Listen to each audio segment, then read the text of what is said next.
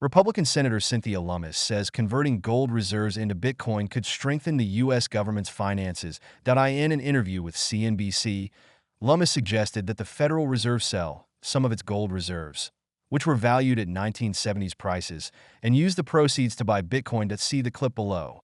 Lummis, known for her bullish support of cryptocurrency, believes that creating a strategic Bitcoin reserve could strengthen the dollar's position as the world's reserve currency and reduce the country's debt burden. She also suggested that Bitcoin, which is edging toward 100,000, could provide high returns. Bitcoin can be considered a gold standard digital asset, and creating a strategic reserve would be an essential step in its implementation. Lummis explained that we have reserves at our 12 Federal Reserve banks, including gold certificates that could be converted to current fair market value. They're held at their 1970s value on the books, and then sell them into Bitcoin. That way, we wouldn't have to use any new dollars in order to establish this reserve. With the Trump administration's growing interest in cryptocurrencies, Lummis said that legislation for digital assets could begin to be developed in the coming years. The creation of the Bitcoin Strategic Reserve Fund is a comprehensive initiative meant to strengthen financial stability and protect the nation's assets.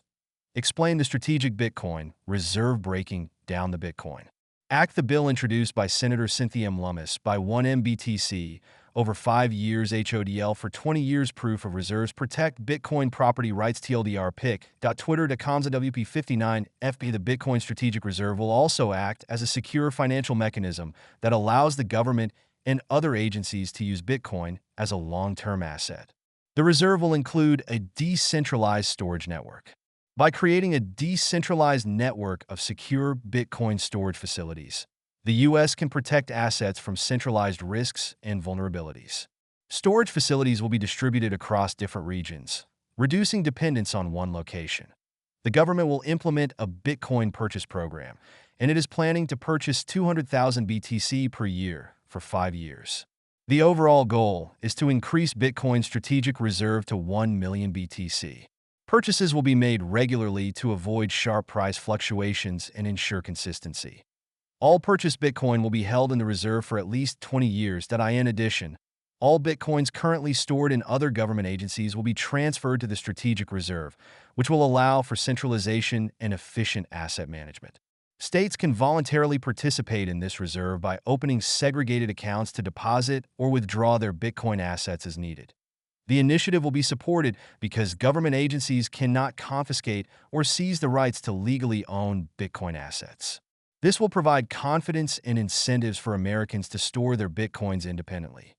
Avik Roy, president of the nonprofit think tank Foundation for Research on Equal Opportunity, doubts that creating a strategic reserve in Bitcoin will help the U.S. overcome the debt crisis. Speaking at the North American Blockchain Summit 2024 in Dallas, Avik Roy said that Lummis' plan will not help cover the national debt, which has already grown to $35 trillion. The Bitcoin reserve is good but does not solve the problem. You still have to actually do the budgetary reforms to get us out of this $2 trillion a year of federal deficits. According to Roy, even with a Bitcoin reserve, the U.S. would still have to implement budgetary reforms to get the country out of its $2 trillion federal deficit annually. The political scientist noted that the BTC reserve could ease tensions in the bond market by making it feel like the U.S. is not going broke. Roy is also concerned that the U.S. could abandon its BTC reserves in the future. Similar to what happened with gold in the 1970s, a Bitcoin as a reserve asset points to several other challenges, with the biggest being volatility. Bitcoin's price fluctuations make it a risky reserve asset compared to stable options like gold. After all, Bitcoin has experienced several notable crashes throughout its history. Bitcoin is also typically associated with illicit activities and discrete purchases, which raises concerns about integrating it into national financial systems.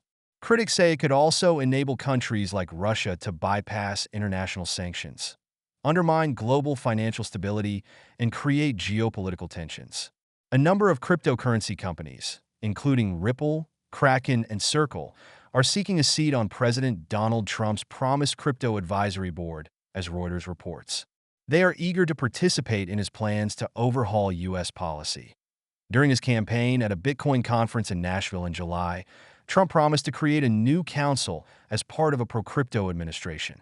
Trump's team is discussing how to organize and staff the council and which companies should be included.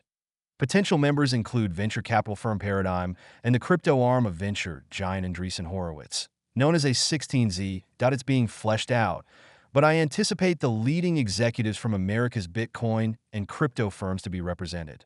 According to sources, the team is expected to advise on digital asset policy, work with Congress on cryptocurrency legislation, create the Bitcoin reserve promised by Trump, and collaborate with agencies like the Securities and Exchange Commission, the Commodity Futures Trading Commission, and the Treasury Department.